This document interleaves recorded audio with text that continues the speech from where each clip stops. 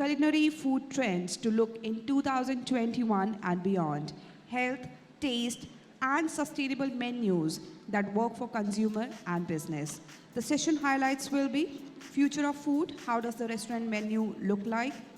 Winning big with plant-based innovations, how top chefs are playing with it.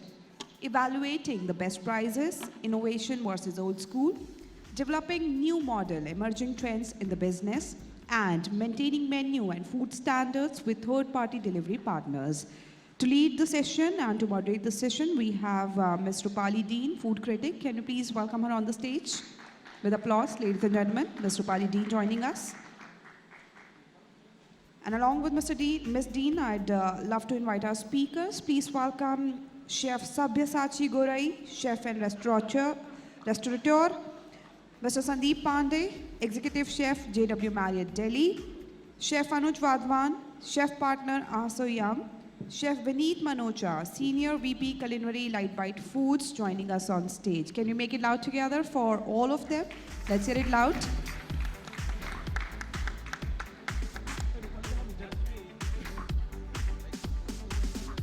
And with this, I'd request them to please make themselves comfortable. And I'd like to hand over the session to Ms. Dean. Over to you, ma'am.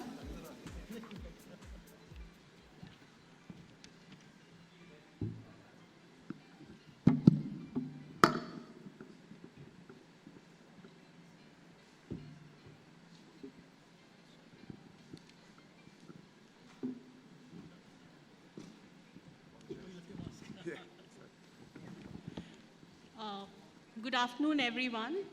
So we're the last but not the least. I have some amazing chefs with me on the panel, each one celebrity on his own. I would request Chef Sandeep to start by saying a bit about himself, and then we'll move forward with the questions later. I'm Sandeep Pandey, the exec chef at the JW Marriott New Delhi, AeroCity. Been in the industry since 1994. Primarily worked with Oberoi's and Marriott in India, and have worked in 7 different countries, primarily again in South Asia and Asia. Over to you. Hi, I'm Chef Anuj. Thank you, Restaurant India, for having me on this panel. Extremely proud to be sitting with Chef Sandeep, Chef Sabi, and Chef Chef Vineet. Again, all these people I have been seeing, learning from them and sitting with them, it's again extremely proud and honor with me. As in Rupali ma'am has been like, I was just a center ranking chef, which is Chef the Party, and I've been grown seeing all of them. I have a very clean, short, and very loyal career with the Olive Bar and Kitchen New Delhi and the Roseate House, which has given me 12 to 15 years of experience. And that's what it's all about. And right now I'm handling my own brand called Asoyam. It's a cloud kitchen which is in Gurgaon and in Delhi, and soon opening in Lucknow. Thank you. Good evening, everyone. My name is Vineet Manocha. I work as the Senior Vice President Culinary for Light Bite Foods. Light Bite Foods is a restaurant company. We run various brands. The flagship brand you all must be knowing is Punjab Grill. We have other restaurant brands also like Yumi, Zambar, Street Foods by Punjab Grill. We are present in all the verticals of the restaurants. Quick service, casual dining, as well as delivery. So great being on such an illustrious panel with Ms. Rupali. Thank you so much, and I hope we will have a great discussion about food trends. Thank you. Good evening. Thank you, Franchise India. Thank you, Rupali. My name is Sabyasachi. I currently is the president of the Young Chefs Association. I also freelance for various different restaurants, largely as a mentor and trainer. Doing a little bit of my own as well. Post-COVID, shifted my focus away from restaurants and various other opportunities that the restaurant industry is providing us today. And I think it's a fantastic forum to be here today talking about sustainable food or food trends. And I think it's also probably the last session with chefs, right? As in, up till now we've been hearing so much of technology. My ears are burning. I've heard so many numbers. There's this radio show that happens which talks about 4 MB ki zindagi. वैसे ही मतलब, there's so much technology that got discussed in so many sessions. I'm like, wow, man, I wish the chefs were this intelligent. Anyway, Rupali, over to you to start the session, and let's have a fun chat session, and we can open it up to, I think, questions. There's not too many in the audience, but if anybody has any thoughts, we would be happy to take on questions. Fantastic, thank you. So thank you, chefs. In the pandemic, we can't say after the pandemic because it's still going on, there were a lot of food trends that popped up. In fact, once Chef Sandeep also sent me a cake which said just vaccinated. So, that was an interesting celebration. So let's talk about more food trends. Chef Sandeep, I'd like to start with you. I remember you doing something during the Navratras where the menu was not just your basic kuttu atta and stuff. Can you talk a little about that and also share something about the latest food trends that you are doing or would be doing? Sure. Firstly, thank you, Franchise India. It's an awesome feeling to be here amongst all of us here. So taking on from what Rupali mentioned and what this panel discussion is all about, what are the trends that we are looking at? What are the various food menu trends that we can kind of foresee or have a look at in the days to come, and it's going on at the moment as well. So like Rupali mentioned, we were talking about this trend called Navratre, and then I suddenly thought about a new name called Nuvoratre. Why just have a Navratre? So that's a take on the old classical Navratre menu. And then I was thinking to myself that why do we need to have Navratre being associated only with Indian cuisine? Why can't a Navratre menu be associated with, for example, an Asian cuisine and a Western cuisine? After all, Navratre doesn't talk about a cuisine perspective. It only talks about certain ingredients which can be used or which can't be used. So my whole take on this Nuvoratre menu was nice, obviously vegan menu. Yes, we could use ghee, we could use yogurt, but it was primarily vegetarian, vegan menu. And then it talked about a lot of alternative grains that we were using. We talked about a lot of alternative salts that we were using. And I made it a point that we should not restrict this whole thought process only to Indian food.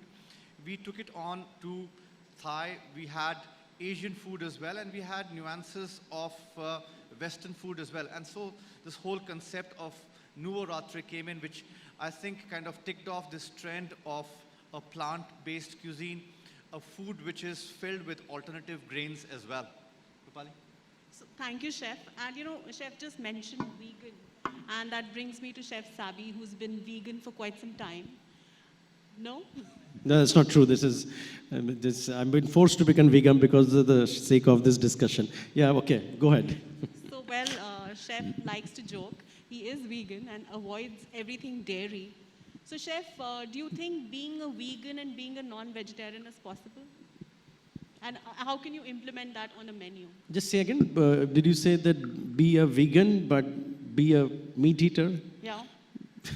I think the only answer could be a plant meat that we keep talking about today, or plant-based meat. I like the pork sausage and all of that the plant-based meats guys are making. There's a chicken also. There is keema and bhurji and all of that is happening. So they're fairly nice, as in not that I am here to propagate plant-based meat or promote that. But I think as an alternative, if you want to look at it, it's definitely an alternative. My take on this is slightly different. I quite like what Chef just said, that we have to understand that the ingredients that are good for us. And this somewhere, I think I work with Max Healthcare, the Max Hospitals All India. Post-COVID, it has become stark and naked in our eyes that if you don't take care of your health, using a particular style of food ingredients, and if you keep pumping commercial food into your body, that you can do whatever you want, eventually health is wealth. We can discuss numbers, we can discuss technology, we can discuss under 5 minutes delivery, we can discuss virtual delivery, we can discuss all of it. Finally, it's the health that is what matters. And in the last 2 years, I think what we saw the most that none of us were really prepared health-wise. We're prepared technology-wise, we're prepared delivery-wise, we're prepared packaging-wise, but health-wise we weren't really prepared. I think this is high time now that health-wise we should all get prepared, prepare our family, prepare our children, prepare people around us. And the only way to do that is to talk about eating clean food, eating honest food, eating sincere food, eating sustainable food, because it has multiple other repercussions. The sustainable food not just talks about making us sustainable, it also makes the world a sustainable place, and hopefully we will not have these kind of illnesses and sicknesses coming and hitting us again and again. So I think through the forum, as we discuss, yes, I like vegan food. I enjoy eating plant-based diets. It definitely is cleaner for my stomach. I can only speak for myself. I also enjoy the meat, all the meats that are available to eat. And I think in my travels, whenever I'm traveling internationally, which has not been very recent, but otherwise, I enjoy all the meats, fish, seafood, all the other delicacies that is available for us to eat. But being conscious about what I'm putting in my mouth, understanding what I'm putting, is it good for my body or not? And we all are different. So what I would also like to say that not one thing can be healthy for everybody. Like not one antibiotic works for everybody. Similarly, not one kind of healthy food will all work for everybody. Definitely not one kind of diet will all work for everybody. What makes me healthy might not work for chef or for you, and could be completely reversed. So we are the best judge to understand, and we should not look at any trends in social media. Vegan has definitely been discussed as a trend. Completely trash it. Don't look at any trends that is on Instagram. It's absolutely crap. And definitely don't go by any of these food fetish or food habits or diets that has been promoted, because somebody is making money. That promotion has been done because somebody is making money. Either the vegan guy is making money, or the sushi guy is making money, or the olive oil guy is making money, or some nut guy is making money somewhere. I think we should understand what is good for us. If the meat is good for us, you eat it. If the vegan is good for us, let's do vegan. Also, let's be a little respectful about the sources, because through COVID, we also understood that how the sources has shrunk. Any supply chain is, like previous session, we discussed a lot about price points and all. So I think it is important that we be respectful to sources. Thank you. So coming back to sources, recently I had tried some food from Light Bite restaurants, and they do a lot of focus on local cuisine and sourcing from local producers. Correct. So Chef, could you please throw some light on it, and also tell us how do you incorporate that in your food trends or for your restaurant menus? Yeah, sure. Thank you. So, as far as local sourcing is concerned, it is important, and it is our responsibility that we feel we have to source locally. We have brands which serve Asian food also, and which serve international food also. Wherever there is a need of having imported ingredient, wherever an ingredient cannot be substituted with a local ingredient, we use imported ingredient. But wherever, I'll give you an example. We recently sourced, we have a brand called Yumi, and we have started sourcing sushi rice locally. So it is rice grown in Uttar Pradesh. It is sourced from UP, and we serve it in our restaurants. So, and it is excellent quality sushi rice. It plays very well with the rolls. We serve rolls mostly, maki rolls, and it is tasty. So when it comes to sourcing locally, most of our Indian food, yes, we ensure that most of our Indian food is sourced very local. So hyper local is what the term is. And we plan the menus in such a way that 70% of our menus are standard across. We are present across the country.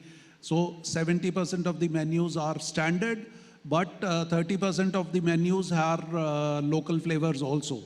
So that is how we plan our menus, and that helps us source hyper local.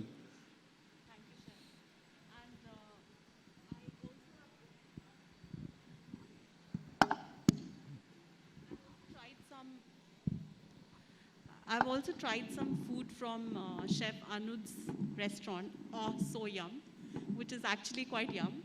And Chef has a lot of, it's a very unique menu. I think it's very much to the today's trend.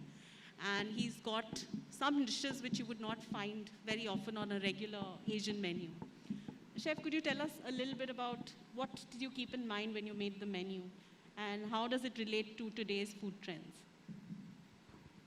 So talking about Asoya menu planning, we come out with an idea that we are in Cloud Kitchen. So in Cloud Kitchen, we have to be expressive with our food. So we have named our dishes very interestingly. Then whosoever goes on any of a social media portal, which is the food aggregators, they should have the interest to look at our menu. And again, the food, the way we have designed it, as in we have a couple of bowls which looks very funny and very attractive. That's how I guess we've been able to pull them, because again, we doesn't have a service because we are a cloud kitchen. We cannot have suggestions given to the client. Again, the same reason. So again, the menu planning is very important in a cloud kitchen, and most important is your menu description, because it should talk on its own, whatever is there on the dish. And the third part is the food picture has to be top notch, because that's how where they click, they understand and they order. Regarding the food trends, unless and until you're following Virat Kohli and Anushka Sharma, you will go vegan. And as rightly said by Chef Sabi, I don't believe in all this, because again, this is like a marketing jinx. And if I give you a small little example that why we need to go vegan, because these days our exercise and our lifestyle and the food what we are eating has gone very bad. And that's why we've not been able to digest our food. That's how we want to go vegan, because we cannot digest normal cow milk. We need to have soy milk. We cannot digest normal atta roti. We need to go gluten-free.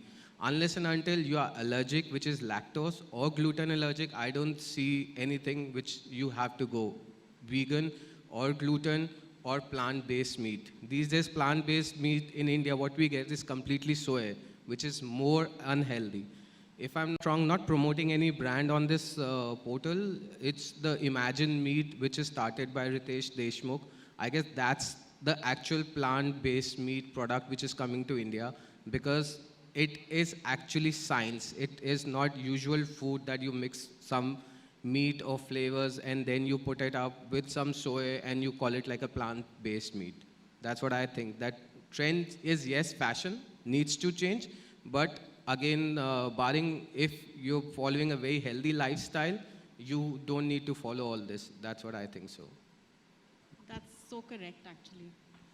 And Chef Vineet, would you tell me, would you want to innovate your menus, or would you rather go old school? What is your thoughts?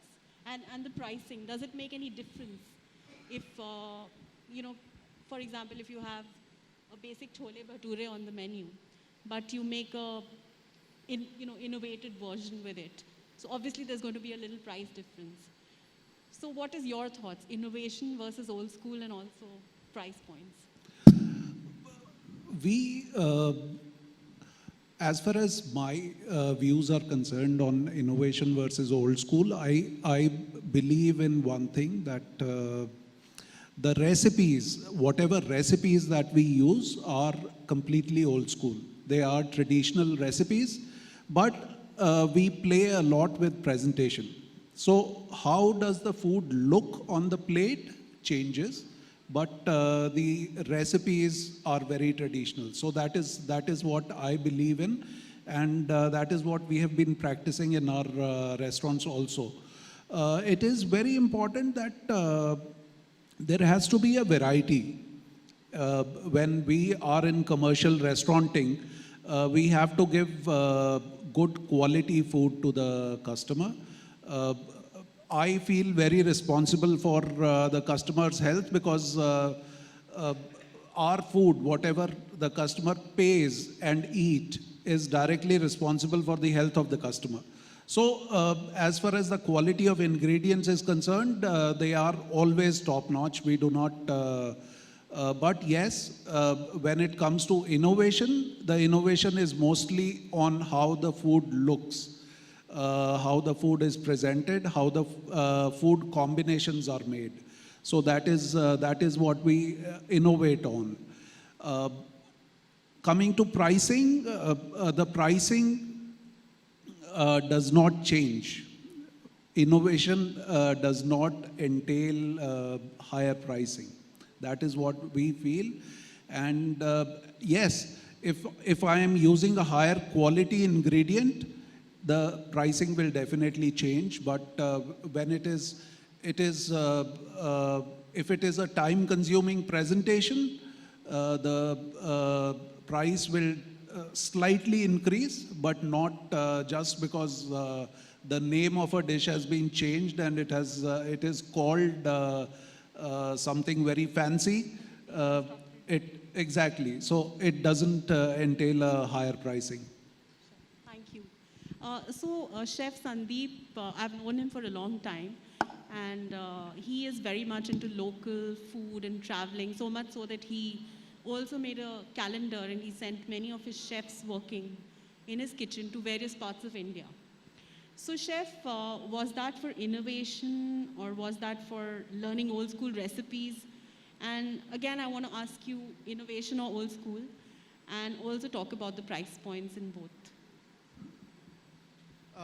I personally feel that if you are grounded in your technique, if you're grounded in the basics, you can innovate successfully. You cannot innovate just for the sake of innovation. That's my personal take. One has to have his or her basics right to innovate. And then obviously the canvas is endless. You can paint whatever colors you want to use. That's the first thing. Again, as far as menu trends are concerned, one thing that I foresee and we are currently practicing, especially at Marriott, is smaller and niche menus. That's what we are looking at. Gone are the days, with all due respect to old style restaurants where you had Chinese, South Indian, Indian, chaat, everything on the same menu. We would not like to have everything on one menu. We want to have something which is very, very unique, very niche, which otherwise would not be available anywhere else. And we want to highlight those things. For example, if I'm getting a great pot honey from Coorg, I would love to showcase that particular ingredient, as Chef Vineet mentioned, hyper-local ingredient by way of maximum 1 or 2 desserts, or maybe in one drink or a dish, and that's about it. And that would be my menu to showcase that particular ingredient. Rupali? Thank you. Chef Sabi, you are very popular for your innovations. So, do you also believe, do you agree with Chef Vineet and Chef Sandeep, or do you have some other take on this? No, absolutely. I think 100% in agreement with Chef, both the chefs. Of course, Anuj is very young and I like his way of doing things.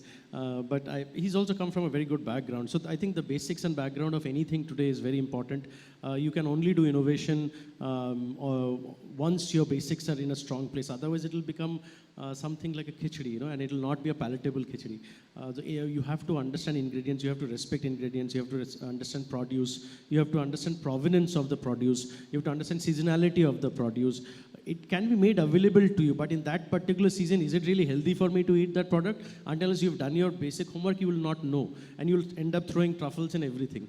Italy is not doing it, but we are trying to do it, So it's like that for everything that Mother Nature has given us, which purely comes through provenance of food, because the biodiversity wherever we come from is what we have grown up eating. And if you notice that we've all grown up eating seasonal food, it's only over the last 15, 20 years we somehow lost the track and we're trying to ape various things which has been told to us. And which is where, because my healthcare background, I'm noticing today that a lot of the suffering in terms of blood sugar, blood pressure, cancer is primarily, it's rampant over the last 15, 20 years. And largely it has come through not understanding our food sources, not being honest about it, and following vague trends. I'm again not saying vegan is a bad trend, but I quite subscribe to vegan, contrary to what Anuj says.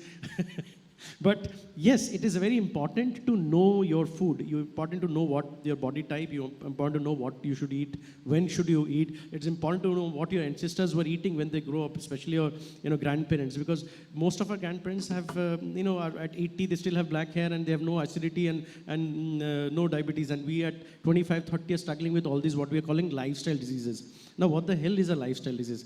Let us then change our lifestyle. If this lifestyle is only going to make us more sick, and we're going to make more money only for the pharma companies. Interestingly, if I don't know if you understand or you know these facts, that the pharma companies are much richer than the food companies in this country today. Any pharma show is more well attended than any of our shows. They have better audience, like in terms of participation. They have better food in their events. And I'm shocked. I'm like, how is this even possible? I always thought it's for the chefs and the restaurateurs. But it's not. It's the reverse now. It's the doctors and the nurses who eat all the good food and gets to all the fancy events. So yes, we should look at food very seriously. Us as chefs, we should take the oath and be the torch bearers and tell everybody that you should eat well, eat right, forget this whole lifestyle bullshit and then get back to taking care of your health, because if your health is not there, what are you going to do with all the wealth? And interestingly, the wealth is not coming to the food. If you notice, APCs back in 2000 was also 2,000 rupees. It is today also 2,000 rupees. But the country has gone like some 30-40% of devaluation in everything, from the rupee valuation to everything else. Why is not food prices increased? Is my question. Why is everybody still expecting food to only become cheaper when the sources are becoming expensive, right? In the previous forum, somebody mentioned that every day somebody is increasing by 10 rupees a kilo. If 2000, in the year 2000, 2000 rupees was considered as a good APC at Olive, even today people are expecting the same. Why? I don't know. So which means somewhere as operators we'll start cutting corners. We'll start putting in ingredients that are probably not the best, because we also have to buy from somewhere. We also are answerable to our owners or our investors. It has to make sense. As producers, as growers, as end users, all of us have to understand this. It's not something because it's getting cheap means I should buy it, or because it's getting faster means I should eat it. It should not work like that. And I think large part of the fiasco that we've created with our health today, which is more evident in India, like we are the diabetic capital, we are the blood sugar capital, we are the blood pressure capital. Why are we becoming capitals now, the COVID capital? Why are we becoming capitals of all these bad diseases, where the rest of the world seem to be managing fine? And we have the ancient wisdom. We have taught Ayurveda to everybody. We have taught yoga to everybody. We made the entire world healthy and become unhealthy ourselves. And now we're looking at Japan to get healthy. We're looking at Italy for olive oil to get us healthy. We're looking at US to teach us yoga. So somewhere there's been a major disconnect. So I'm going to just summarize by saying that let us go back to looking at what we thought or our parents or our ancestors thought was good. And let us put this trend aside for a while. Trends will keep happening, keep coming, keep going. Our health has to be given paramount importance. Food sources has to be given paramount importance, which means your water sources, your pollution, everything needs to be looked upon, because all of this, oxygen is also something we eat every day. So all of these things needs to be looked upon very, very seriously.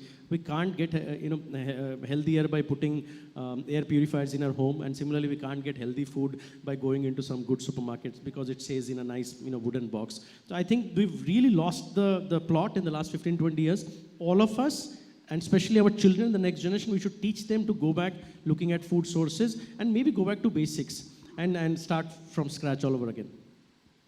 Thank you, Chef. So, Chef, just saying that the new trend is also shorter menus. Chef Anuj, you have a really long menu. I want to know what do you think of it, and how do you maintain your food standards with a long menu? See, that's what I said in the beginning, that there's a huge difference between a restaurant with its Marriott and a cloud kitchen. Because if I come to restaurant, to Marriott, and if I don't like the shorter menu, I can ask the chef, and I'm sure 200% every chef in the country and even in the world will make something for me if I don't want to go healthy, or maybe I want to have any other option. With us, it's a huge problem, because any of the food aggregator doesn't give us an edge or the client to connect to us directly. So we need to understand that our menu should have something which is for everyone in the family, or maybe the guest who's coming down to them. So that's why our menu is slightly bigger. It is much bigger. We have 35 dim sums and 40 sushi on the menu. But the fact is, again, we go on to our SOPs. the standards, everything is recipe. And I'm not saying on a fact because it's my brand. That's how what been taught by our mentors, Chef Sabi, as in we used to follow a lot of recipes in at Olive, which he will not agree to it because every time he used to come and say that you guys are not following recipe, the food is changed. But that's how we have to go and look into our standard and maintain that, which is very, very important. I just have to add one thing from the previous thing that Anuj had mentioned about the dairy product and the gluten. Now, the dairy product was perfect till we were having that one cow that was tied outside the house in our villages and we were drinking milk. The cooperative milk is where the problem is. Milk is not a problem. So if you want to become, not want to become vegan and still want to stick to your dairy products, everybody, all of us should buy a cow and create a little dairy farm outside our houses and drink that milk. Otherwise, drink A2 milk, which is 180, 250, 300 rupees a liter, because cooperative milk is something that one should avoid. There are reasons. It's a long subject and a very big research story. I will not get into it. But dairy is, I'm not saying that dairy is bad, but the source of dairy, the way it is mixed, the way it is presented to us is a problem. And similar is happening with gluten also. We always knew what rice we ate or kaun se gehu se kaun sa atta and kaun sa roti was made. Now it's a mixed brand of gehu, which again is probably genetically modified, and then it is washed and bleached. So current maida is the same problem again. So again, you shouldn't, it's not like maida is bad. So I have nothing against maida, I have nothing against milk, but it is avoidable. Same with white sugar, same with iodized salt, same with white rice. All of these commercial products have been brought into our diet today. If you go back 30, 40 years back, none of this was there in our diet. We had no polished rice, we had no polished white wheat, white flour. Sugar was largely bhura, khand, and jaggery. We ate a lot. It's not that you can't have sugar. Today we are all being watchful and having sugar-free, which is poisonous. Like why to add more poison into our body? That is, you buy poison and add more into your body. That is not enough already from our diet. And then last is the cooperative milk. Because if you can have your own cow, please drink milk. Chef, I guess we never had refined flour and flour in our ancestors' days. It was bajra, jowar, gehu, which was our main flour. That's how the people has gone with. Everyone says it's a trend. I believe it's a trend. It needs to come in. But we also need to see how our life cycle has emerged. As Chef said that we have given yoga and everything to other country. We have adapted more burger and pizza. And yoga has gone. That's what it is. And we can still call it like a trend, I feel. That's true. I think we should all stick to non-refined food and go rustic and ancient in our eating habits. Yeah, that's true. So, in fact, like Chef Sandeep says, that's another day, another story.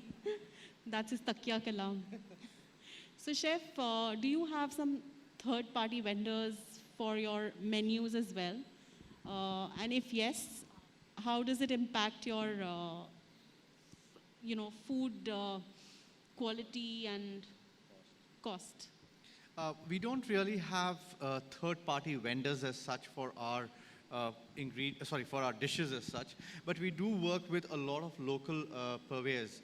And not trying to promote anyone in particular, but Spotted Cow Fromagerie, they make excellent cheeses locally. Again, to Chef Vineet's point, hyper-local. Amazing produce. We work with a producer called Escondido, which is based out of Coorg, and we know where our peppercorns come from, where our cardamom comes from, where our coffee comes from, where our honey comes from. So we actually know exactly where we get all those ingredients, and I've visited those places. So I'm very, very, it's not a virtual audit that we have done. It's something that I have tasted, felt, and smelt. And those kind of people are the purveyors that we would like to work with. Okay. So, Chef Vineet, do you have any third-party vendors? I know you have a bakery unit, and I know you have a base kitchen as well. But do you have any, do you source, because most of the restaurants, standalone restaurants, do outsource something. So, I'm sure you would be doing that as well, or don't you? Very surprisingly, although we, as I mentioned earlier also, we are present in various verticals of restauranting. We are present in QSRs, quick service, casual dining, fine dining, as well as catering. But we don't outsource anything. So outsourcing happens from our own kitchen central kitchens. So wherever we have limited, as a commercial establishment, we have limited kitchen spaces available in our quick service restaurants. But for that, we have created central kitchens and we cook our food there. But there also, we ensure that it is all scratch recipes and daily fresh food is sent to the outlets. So that is one important thing that we are following. Most of our, in fact, not most, all of our premium restaurants, all of our casual dining and fine dining restaurants have completely scratch kitchens, and they are not even dependent on the central kitchen.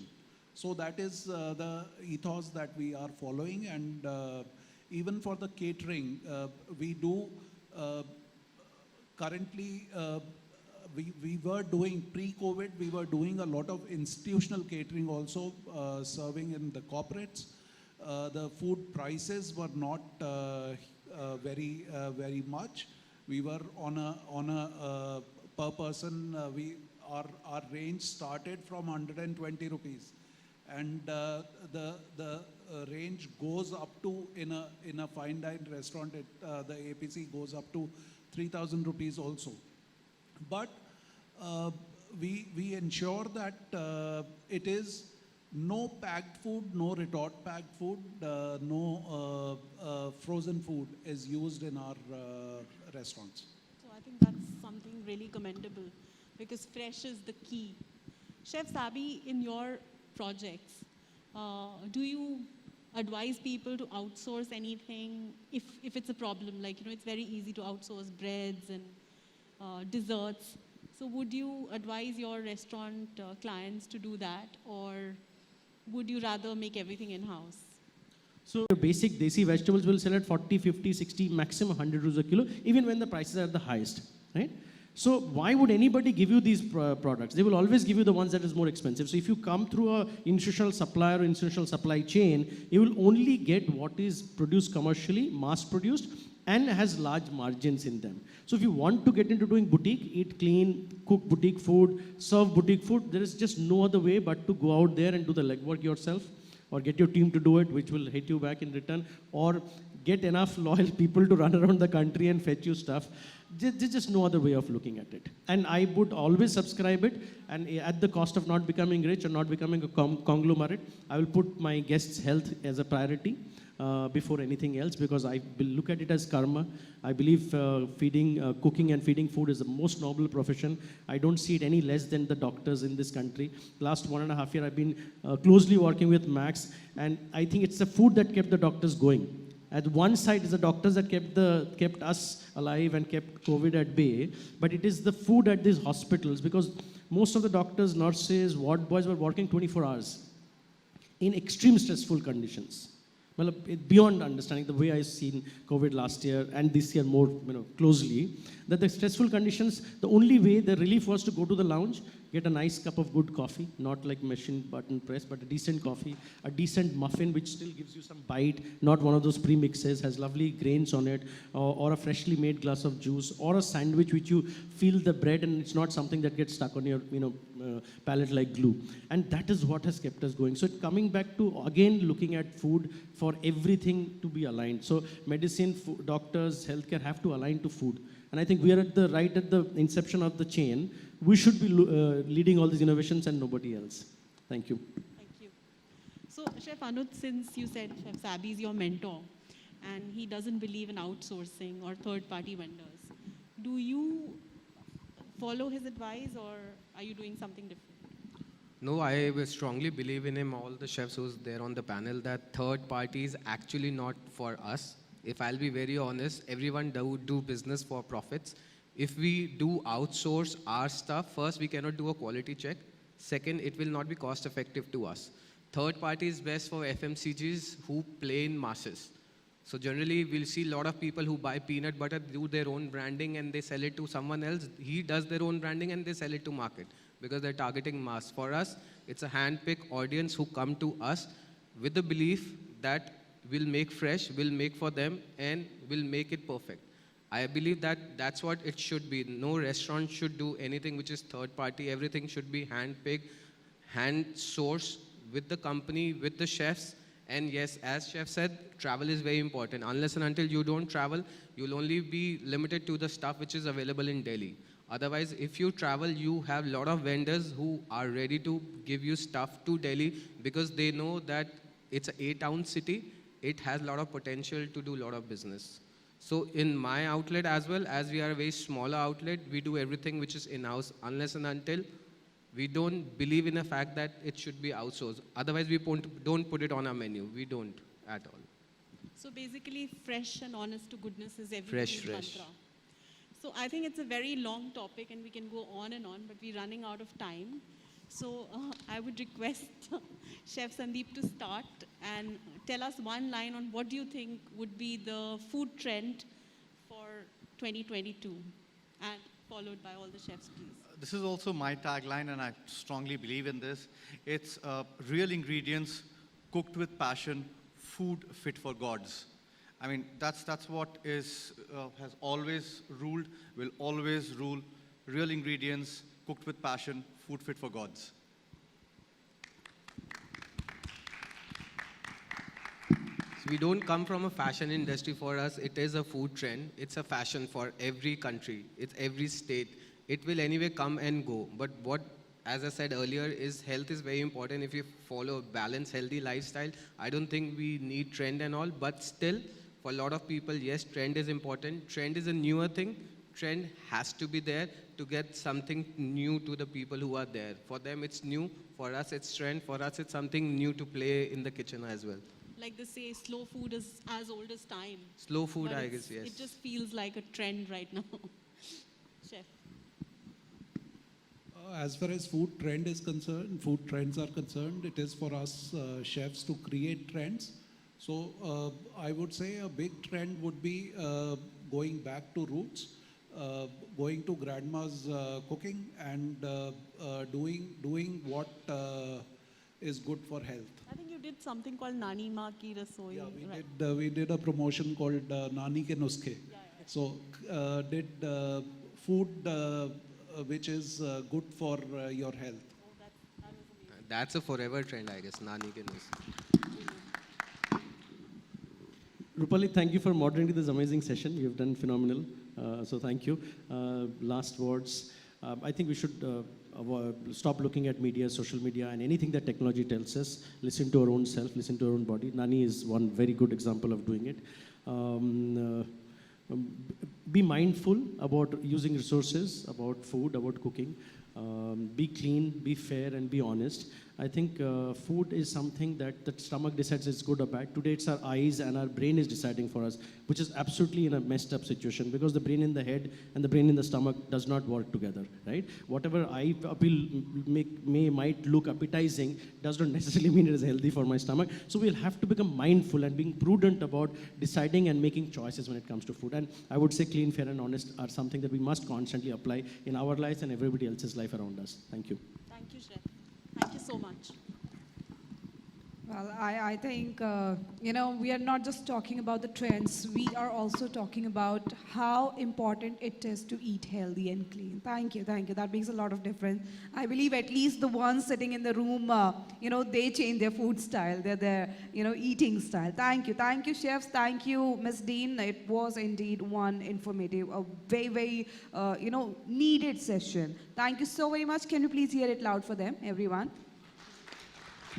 And with this, I request the ladies to please get the mementos on stage. Ms. Dean, can I please request you to present the mementos to our panelists?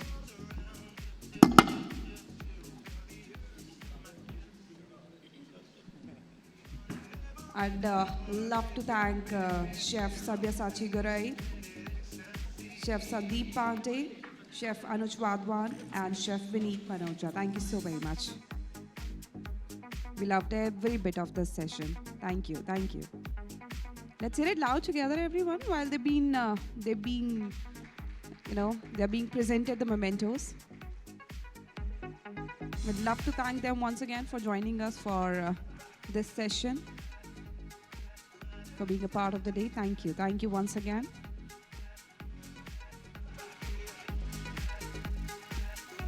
And I'd request Ms. Nusra to please join us on stage to present the memento to Ms. Dean. Can we get the memento for Ms. Dean?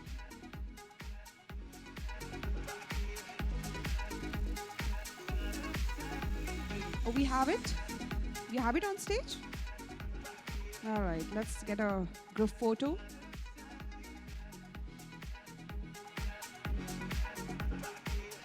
And to our wonderful audience, I'd definitely like to ask you to follow us on Twitter, Facebook, on LinkedIn for top stories on Indian restaurants, food tech and delivery brand. Also use the hashtags that are meant for the day.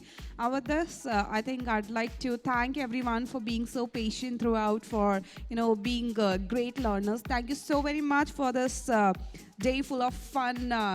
And some good food related conversations. Thank you so very much once again. I, Bhavna Sharma, would like to sign off. Thank you for your time.